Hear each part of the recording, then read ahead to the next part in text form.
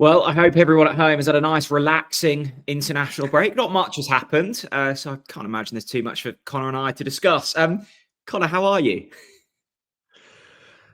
I'm still standing, which is probably the main achievement. I've not had much sleep over the last few days and the last week, as you can imagine. But yeah, I think it's been hectic. It's been dizzying. It's probably been exactly the same for Norwich City fans out there. I think, to put it in context, and obviously parents watching this will know, I've got a 6-year-old birthday to kind of look forward to on Friday, and that feels like light relief compared to what the last few days have been like in the world of Norwich City. So yeah, it's been quite the few days, Jack. I'll be honest. Yeah, I'm not sure. Have we spoken since Manning even got sacked?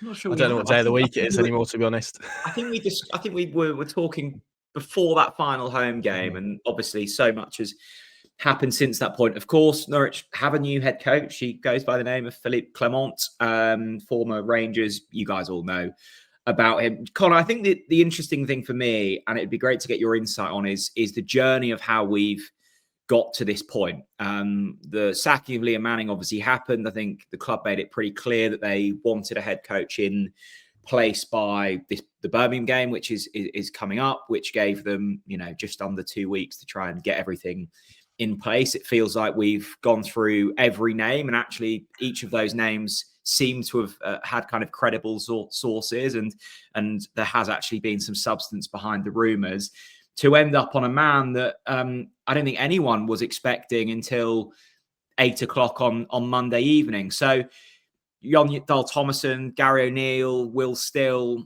Russell Martin, talk me through the club's process to eventually get to the point in which they have today. Yeah, sure. I mean, it's been an absolutely fascinating week. It's been unlike any managerial search that I've had, really, in that, you've got towards very, very late in that process before maybe knowing who the actual name was. There was a stage on, I can't remember what day it was now, Monday, I think, where I was as we do in this world, you kind of write stuff in advance to make sure you're ready for when stuff drops. It's not a major peek behind the curtain. I was actually halfway through writing a confirmation story about Jon Dahl Tomasson getting the job, only for then a couple of messages to say actually he'd kind of either withdrawn from the running or hadn't got it. Up to you which side of that you want to believe. So that shows how quickly it can move. But yeah, it started pretty rapidly and started in London, where Norwich met with around 5 to 6 candidates. And when I say Norwich, that's sporting director Ben Napper, Neil Adams, head of recruitment Lee Dunn, some guys from the SRC football analytics company, who obviously Mark Attanasios Norfolk Holdings Group are in the process of purchasing at the moment to bring in house. And they met with candidates. Clearly, one of those would have been Philippe Clement. It was also Gary O'Neill. It was also Will Still. It was also Jon Dahl Tomasson. There's another candidate who we'll come back to later, who remains a complete mystery. No idea who that was, but got very, very late into the process and managed has managed to remain undetected throughout. So that was the first stage, and then it's almost like the best analogy I can think of is it's almost like The Apprentice. You go through and you filter. It's not quite the "you're fired" line, but you kind of filter out until you get to your candidates that you prefer. Gary O'Neill was one that clearly got very far into the process in the summer and had sort of multiple rounds of talks, but didn't get to the stage where he was kind of sitting down in front of Mark Attanasio remotely and having a conversation with him. And I think that was maybe on his terms, really, rather than Norwich's. I think he clearly is in a stage where he needs to get the right managerial move for him at this stage of his career. I felt it would have been probably a bit of a risk for both parties, if I'm being completely honest. Jon Dahl Tomasson did. He was part of that sort of latter end of the process, and there were 3 or 4 options. I'm pretty sure it was 3 who were put in front of Mark Attanasio remotely, alongside with Ben Napper making kind of his preferred choice known. So it was here's 3 I'm going to put in front of you. This is my preferred choice. Kind of over to you as a board to make a decision and sign off. Obviously, one of those would have been Philippe Clement. One was Jon Dahl Tomasson, and one is this kind of mystery candidate that nobody seems to know about, but does definitely exist. I know there's been some question marks on that, but I think Clement has proved that there was definitely people in this process that remained undetected. And yeah, from there again, it depends what you believe. I think Thomason's camp very clearly have been quite keen to make sure that it's out there that he got offered the job. That's kind of disputed by Norwich. So again, that's up for people to kind of feel what they want to feel. I think it's always a little bit of semantics, because if you get to the latter stages of a process, you always speak around the contract in terms of what numbers might look like, because you don't want to be in a position where you're going, yep, we want this guy, right, let's all sit down and negotiate a contract, because it extends and prolongs the process. So you do that whilst you're going through. And then in the end, yeah, obviously it was Philippe Clement who was settled upon and offered the job, and that's kind of how we've ended up. And I think, and he said this in his club quote, so I'm not maybe revealing anything hugely, but I think it's been quite a journey to convince him, and he's had to be taken on a little bit of a story to end up with where we are. And I think meeting Marc Attanasio was a big moment in terms of him being convinced that this was the next step for him. So I think that's probably largely why he remained undetected, because I think for a fair while Philippe Clement wasn't sure if he was going to be Norwich City manager, if it was the right step for him, but clearly has decided that it is. And I think it's both. It's really weird to kind of summarize, because I think it's both a coup, but also quite a big gamble. And I think both of those things can be true at the same time. I must say, when the name kind of first came out there, and I was a bit like, what? Like, where has that come from? Why? How? When? And I think, having particularly listened to your podcast with your Scottish colleague up in Rangers, and it starts to make a little bit more sense. But the kind of key thing that I've picked out from all of your columns and your podcasts is like, why would Philippe take this? Like, there were pretty attractive propositions on the table for him. I think there was both in terms of like stature and in terms of financial packages out in the Middle East. Mm-hmm. There were options that he could explore, but he's opted to go for a club 23rd in the Championship, 4 points adrift, with instability above him. He obviously had that as well at Rangers, so that's no surprise to him. But it still doesn't quite make sense in my head. I'm hoping it will all play out and turn out beautifully, but it feels a strange one to me. Yeah, and that's where I know that there's been a lot of criticism, and a lot of that completely justly. And obviously, we're speaking ahead of hearing from Ben Napper on Wednesday. But I think you do have to give credit to the guys who have run this process. The fact that they've been able to, even in Norwich's position, Marc Attanasio as well and his ownership group, sell a coach like Philippe Clement a real vision. I mean, you mentioned there have been reports, how credible or not, obviously I don't know at this stage, but he was linked with the Ajax job, which is that's a huge job in world football, let alone in just Dutch football.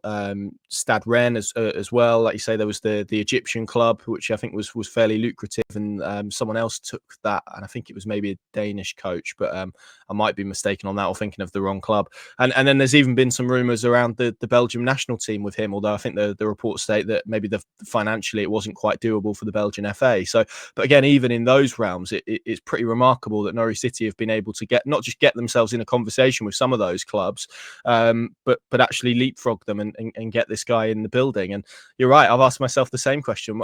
It's all very well looking at it from a Norwich perspective, but what has Philippe Clement seen in Norwich? And he has clearly seen a football club where the stock is low at the moment, but it's like it is like a stock market, to use that phrase. He has seen kind of undervalued stock that he feels is maybe underperforming, that he can come in, flip pretty quickly, and as a result, it's going to raise his profile. It's going to make him look better.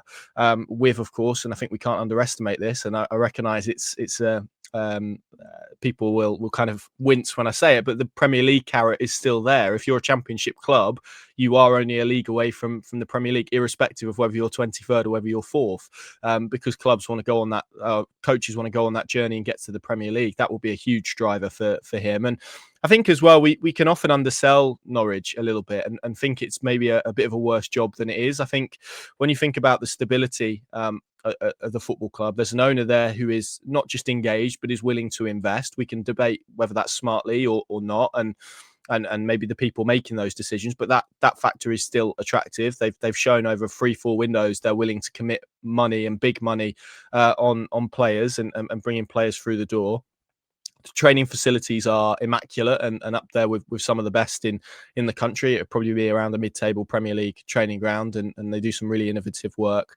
It's a big fan base. They own their own ground. It's stable. There's a lot to like there. And an academy that has a track record, albeit maybe less, not as recent in the last couple of years, but historically of producing good players. There is a lot there, I think, that a coach would want to buy into. And this feeling that, again, if you can get this going, I think quite quickly it could become very powerful. And we've all seen what Carrow Road is like and what this football club is like when it's unified and moving in one direction. So I also wouldn't underestimate the fact that there probably is a feeling inside the game, irrespective of whatever we think of Norwich City's recruitment, that this is a squad and a club that has underperformed for 2-3 seasons. And if you can come around and flip that, similarly to, let's say, Frank Lampard at Coventry, suddenly your stock as a coach, you're less about the coach who was kind of sacked by Rangers, and you're more the guy who turned Norwich around, and that can be very powerful for coaches. And you look at the realm that Frank Lampard is spoken about now, completely different to when he took that Coventry job. So I wouldn't underestimate that element as well. So I think there is lots there for Philippe Clement to have become attached to. But yeah, it's going to be interesting to maybe hear his reasoning as to why Norwich City, as opposed to some of those other jobs, if they were genuinely credible options for him during this stage where he's been out of the game. And you mentioned there Mark Atanasio, and I think it's, your reporting has said that he was far more involved in this hire than maybe the previous hire of Liam Manning. And one would assume, Connor, that there have been certain assurances made to Philippe Clement that there will be, investment, and probably sizable investment in January, and there will be, he's obviously sold a vision, and I assume that vision contains financial investment to a nice sum. So it feels as if this managerial appointment is being made possible because of the ownership group. And that's quite a nice place to be, where you've got owners who are attracting big names to the club. Yeah, absolutely. And I think that's completely fair. I mean, if Clement wasn't, as he admitted, wasn't particularly expecting much in the early rounds of the conversations, but was really impressed by Mark Atanasio and the vision that he painted, and maybe some of the support, be it in January or in the windows ahead, that he would receive. As I said, I think that is hugely enticing to coaches when you're given those assurances, combined obviously with a 4-year deal that offers you a degree of security, and means that if you do end up in a position where you get sacked, that's going to be worth your while as well. So yeah, I think it is a good position to be in, and the options even around this job that have been discussed. I mean, Jean Dahl Thomason, for example, is somebody who's most recently worked as an international manager, and again worked with Malmo and has Champions League experience on his CV. Gary O'Neill, who's managed lots of games in the Premier League. Will Still, who clearly has just come out of a Championship job, but is very highly rated in France. There are a lot of good coaches that had a conversation around this job, be it they were in the process until very late on, or they maybe dropped out a little bit earlier for whatever reason. That is still, I think, indicative of where Norwich are, how attractive they are, but also probably the pull of the ownership. And I think you look at most coaches and you deal with most coaches, they want support. They want feeling like they're going to get backed in terms of their decisions and in terms of recruitment primarily. And it was interesting kind of listening to Johnny McFarlane yesterday, who kind of teed up on the Rangers Review on our video, speaking about his ability to kind of develop players and to take players maybe from some of those underdeveloped European markets, which is predominantly what Norwich have tried to do. So that's kind of in keeping with his vision. So there's a lot that aligns. There's a lot that feels right about this. Ultimately, though, it's not going to be about the past and his history and what he did at Monaco or Rangers or Genk or Club Brugge. It's going to be about whether or not he can win games of football quickly with Norwich City and make that immediate impact, because you're right, there is going to be backing in January. They are going to want to go again, but equally there's 9 or 10 games before that point where Norwich City are going to need points. He's going to need to get a tune out of this squad, because if not, they're going to be seriously cut adrift, and then your options in January become even more limited than maybe they are at the moment. I was reading a couple of comments from Rangers fans last night who kind of alluded to the fact that Philippe Clement is a man that kind of wants to take you on a journey and write a story. And it feels almost the opposite of Liam Manning, where it was very, micro behaviors and the minutiae to try and, get the processes in place. And look, you probably need both of those things. But with Clement, he feels like a big personality. He feels quite imposing, and I kind of like that, the kind of soft skills that we've maybe not seen in the last few hires. And look, that's, you know, that's just personal preference, but it does feel like there's a real potential for Clement to unify this fan base, to get us pulling in the right direction, and to take us on a bit of a journey. And it feels like that's been lacking somewhat over the past few seasons. Yeah, absolutely agree. And I think what I would say, in the sense I've got from Norwich fans over the last few years, is they are absolutely desperate to connect with a head coach. I mean, we can go around the roundabout and speak about Daniel Farke, but the reason his name is spoken about still with the same gravitas, maybe even more so, and the same longing, and why there's a constant yearn to get him back, is because there's not really been anyone who's connected in the same way since he left. And ultimately, until somebody does that, his name is still going to be the one that is most prominent in Norwich fans' minds. So I think there's a real opportunity here for Philippe Clement to connect and to create a connection and create a bond with those supporters who are absolutely desperate to get their teeth stuck into something, be that, like you say, just a narrative, something that ensures that even if this is short-term pain, even if it isn't, that means that he's got a plan and a vision to kind of lead Norwich out of it and away from it, and a story to tell. And that's important for players as well, I think, to buy into that and to have that structure and that kind of narrative to follow. And that is something that he did at Rangers, in terms of telling that story and maybe looking for those incremental improvements, because he's coming into a team now in mid to late November, who have 9 points on the board. They need results quickly. But yeah, equally, he's coming in with not a lot of training time. You look at, he's essentially going to have, including yesterday when he first took his training session, 3 or 4 sessions before Birmingham on Saturday. Sunday, you would imagine, would be kind of a recovery analysis day. Monday, a light session. Tuesday, they go again against Oxford. You then have a recovery session on Wednesday. You might have a bit more of a full session on Thursday. Match prep on a Friday, and then you're in again for QPR. So we're talking 6 or 7 training sessions that he's got, and there's 3 games spanning that. So what he's got to deliver isn't just about his quality on the training pitch. It's going to be, like you say, those soft skills, that ability to deliver messages, to carry messages, to execute instructions, and to bring this team on a little bit of a journey, but also to inject some confidence, not just in that players as well, but also the fan base who've kind of lost confidence in it, and to try and reconnect them to what's happening on the pitch. So it's a big challenge, and that's why I think somebody with the experience, with the know-how, with the ability to probably handle pressure. I mean, he was in an absolute goldfish bowl in Glasgow. You know what that's like in terms of the attention, the scrutiny, the pressure that all of that brings. But also, you know, he's been at the top end of tables competing for titles, and you know, where every point matters, every win matters, and you are defined by often the smallest of margins about whether you can finish first or second, first being a success and second being a failure. So he will know quite graphically, I think, what he's walking into and what he needs to do. And I think he'll have the presence and the composure and the cool-headedness probably to handle that. And I think that should be probably reassuring for the squad, because ultimately what they need is probably that strong character, just to take a little bit of the heat off of them initially, but also then to inject some confidence in them. And whilst, like you say, bringing the fans along as well. So that's a lot of plates he's got to spin pretty quickly. But I think, having watched some of his press conferences, I think he's absolutely capable of doing that for sure. Absolutely. A word on Ben Napper. You mentioned earlier, we'll hear from him in the press this week, which will be interesting to see how he comes out and kind of explains the decision making over the last few months, because it has been absolute silence from board level, really. Where are we at with Ben Napper? Because, you know, it feels like this is, you know, I mean, we've not seen any football yet, but a pretty decent appointment. And, you know, we have to praise as well as criticize. There's obviously, he can obviously sell a vision, which is good, but we have to also sit here and understand where we are in the table compared to where we were when Ben Napper first took over. So what's his stock at the moment at the football club? And are you surprised that he was given the opportunity to hire, you know, his essentially third head coach, and be given seemingly autonomy over the January transfer window as well? I mean, to take the second part first, not really surprised, because I think if you again, I recognise there have been other clubs that have done it. Wolves have done it recently.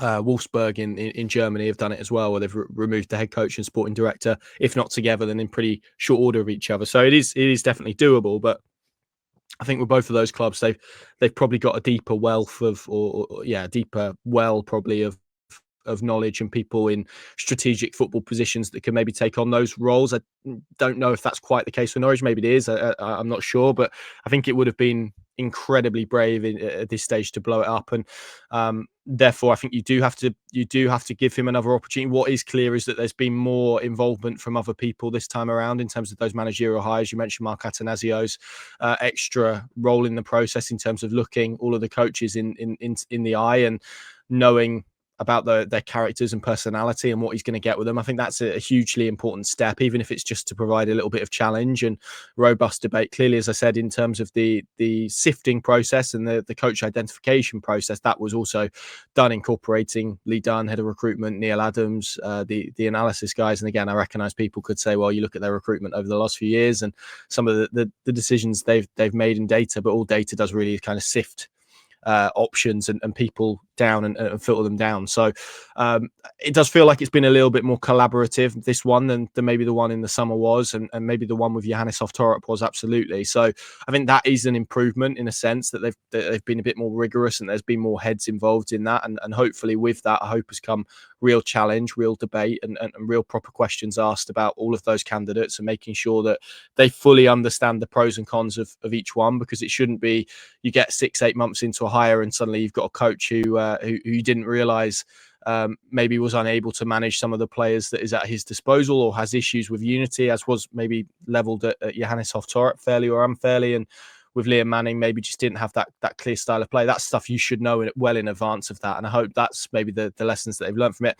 And as for January, I think we see now football clubs plan so rigorously and in so much detail that often transfer windows are planned so far in advance, and they're often 2-3 windows ahead of themselves. So I'd imagine, irrespective of whether it would have been Ben Napper or somebody else, of course they could have come in and made changes to that, but they'd have been less prepared and less, they wouldn't have had the groundwork done in terms of some of these conversations around January will have already started in terms of laying the ground and speaking to some of those key targets to ensure that they're able to move pretty quickly. So if you add in and overlay another sporting director change on that, it can muddy the waters a little bit on all of that, and how much can they actually impact? I'm not quite sure. So I think that's probably the rationale in terms of the second part. Look, for the first one, in terms of his stock, Norwich haven't kicked a ball since the last game. So I think with fans, we've seen the online petition, we've seen the protests. I don't think there's anyone who could kid themselves about the strength of feeling towards him and the job he's done at Norwich City. I think what probably they're looking for him is a bit of responsibility, a bit of accountability to accept some of the mistakes that he has made. And of course, will it wipe the slate fully clean? Of course it won't. But he needs probably more than anyone Philippe Clement to be a success, because it does feel at this stage that his premiership at Norwich probably hinges on Philippe Clement bailing them out and getting them up the table and overseeing real development.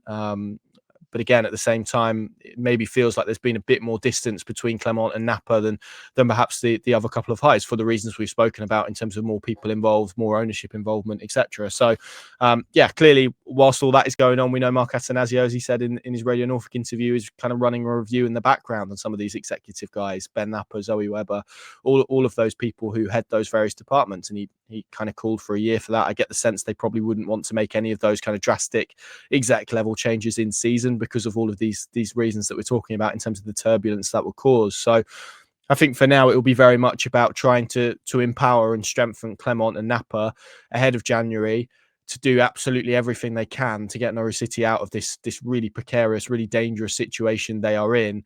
And then, of course, if you do that, you can take stock and maybe make bigger decisions in the summer at the end of the season.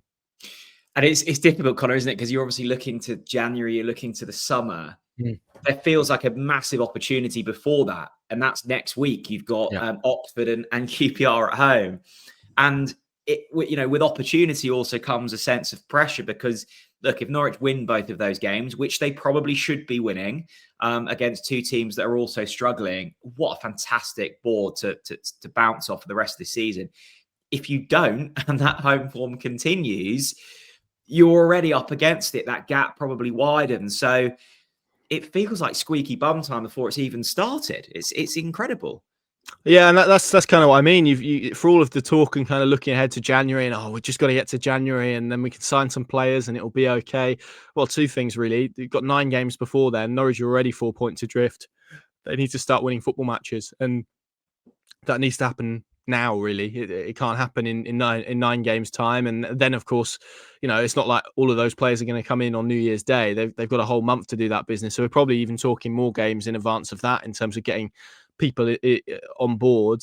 Then, of course, you've got to go through the process of making sure they're championship ready if you get them from abroad, and all of these kind of things that people dislike. So there's no guarantee in terms of that, and that's why Clement has to come in and has to hit the ground running. I do I agree. Like if he comes in and wins the 2 Carrow Road games next week, he'll be carried out of Carrow Road on fans' shoulders in terms of their thoughts on him. But equally, if they don't get the results, I think there probably is enough mitigation to say, well, he's not had much training time. I suspect that's probably the line he would go down. I think it would be difficult to argue with him on that point. So, yeah, you look at what he's done at other clubs, and I think it does sort of fill you with a bit more confidence in terms of he does seem like a coach maybe to the contrary of Manning, who can come in and get a tune out of players pretty quickly. You look at what he did at Monaco, where he came in and they were 6th and he took them to 3rd. Genk in his kind of second managerial job, he took over mid-season. They weren't in the best position and ended up in a better one in the European qualification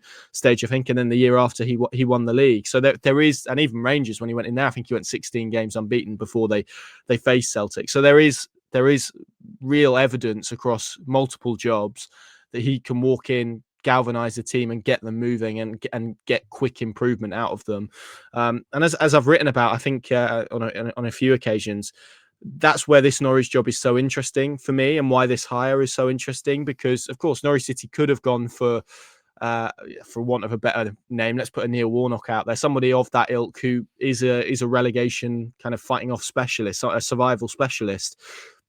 My problem is if Clement did fear, or the Norwich manager, whoever it would be, did then beat Oxford and beat QPR, and they were suddenly outside of the relegation zone, becomes a very different job then, it feels, in terms of the opportunities to climb up the table. So yes, absolutely, part of the remit for Philippe Clement is to get Norwich City out of the position they are in, but that's not the end of the mission. That's kind of the beginning of it. It has to be about improvement and building them and trying to get them up the championship table, because if the season finished tomorrow and Norwich City were 19th, I think we would all say it's been a pretty dismal failure. So it's his job to try and turn that around and to get this club on an upward trajectory again, which feels the equivalent of kind of turning an oil tanker at the moment, doesn't it?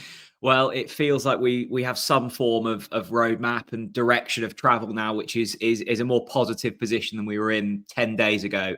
Connor, thanks as always. I'm really looking forward to seeing all the content from the next couple of weeks over on the PinkUn, and a big thanks to everyone for tuning in once again. We will see you all again very soon. Bye-bye.